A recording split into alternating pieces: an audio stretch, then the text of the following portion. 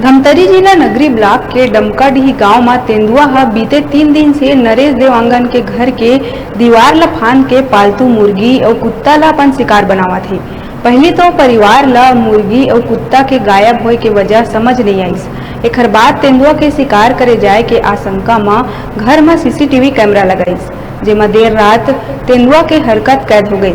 तेंदुआ के लगातार मौजूदगी से देवांगन परिवार के साथ गांव में डर के माहौल है। तेंदुआ के सीसीटीवी के वीडियो पूरा परिक्षेत्र में वायरल हुआ थे।